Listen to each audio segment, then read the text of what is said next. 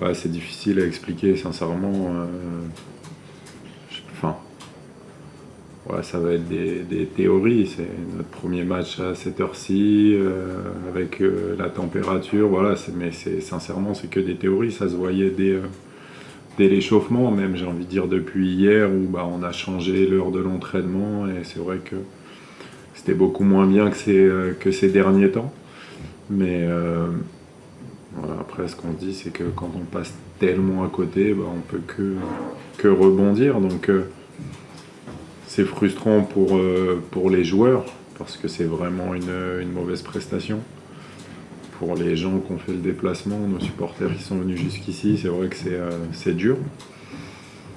Mais ça fait partie du foot aussi. La scarpe sur le poteau, c'est quelque chose sur laquelle vous n'avez même pas envie de vous réfugier. Ça aurait pu tout changer. Oui, bien sûr que ça aurait pu tout changer, mais en fait c'est toujours la même chose. Du coup, qu'est-ce qu'on analyse quand on veut progresser? Si on analyse le match en général, c'était beaucoup trop peu. Et en fait, peut-être que ce résultat, alors c'est toujours important, bien évidemment, de gagner des matchs, de prendre des points, et on aurait été très content. Mais au niveau de nos axes de progression, c'est pas un match qui nous aurait fait progresser. Moi j'avais une question. Dans quel état d'esprit sont les joueurs après la défaite? Quels sont les joueurs dans quel état d'esprit sont après la défaite? Dans quel état d'esprit actuellement? Est-ce que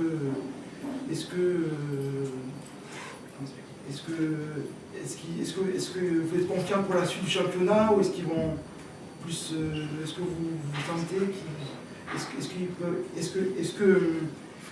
est-ce qu'il y aura plus de progrès dans l'avenir, ou vous êtes confiant pour une meilleure place en Ligue 1, par exemple est-ce que vous êtes confiant pour la suite du championnat à cause de la défaite? Est-ce que vous êtes confiant pour la suite du championnat? Je suis pas de nature à tirer des conclusions si rapides. On ne peut pas être confiant en vue de notre prestation, mais on ne peut pas non plus ne pas être confiant en vue de ce qu'on a fait jusqu'ici. C'était un non-match, on doit l'accepter, on doit analyser et continuer de travailler pour rebondir, mais j'ai pas de grosse inquiétude quand on passe autant à côté. Et pour le coup, même tes entrants n'ont pas changé le scénario et la physionomie du match.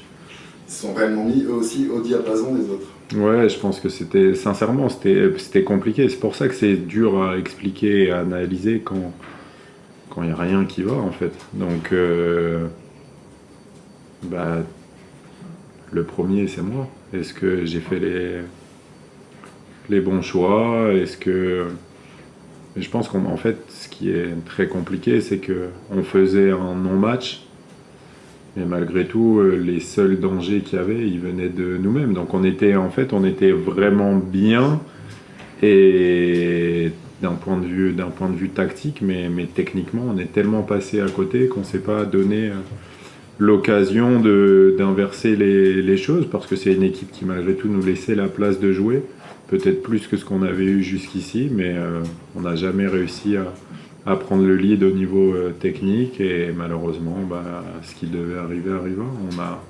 On a fini par lâcher. Sur le fait d'avoir laissé Oussama, Abdoulaye et Loïc sur le banc, c'est parce qu'ils revenaient de sélection, et c'est parce que vous vouliez les ménager, ou c'était une option tout autre et avant tout tactique? Oussama était malade. Oussama devait démarrer, mais il était malade. Loïc a souvent eu des pépins en revenant de sélection, et Abdou a énormément joué entre les JO, le début de championnat, et là les 2 matchs complets avec la sélection. Donc j'ai fait des choix qui me semblaient le plus cohérents possible pour le bien de l'équipe, et surtout pour le bien du reste de la saison. C'est pour ça que je ne veux pas être trop négatif ce soir, parce que malgré tout c'est le seul match où on a été de ce niveau technique, et je l'ai dit depuis le début, et je ne vais pas changer aujourd'hui. Sincèrement, je compte sur l'ensemble de mon effectif. Malheureusement, on s'est raté, c'est des choses qui arrivent. On a souvent parlé de lui ces derniers temps, tu as relancé Dallaire, en tout cas tu l'as remis dans le 11 de départ. Et pour le coup, on a vu un Dallaire pas inintéressant aujourd'hui. Vous êtes content du coup, hein? En tout cas, pas mécontent.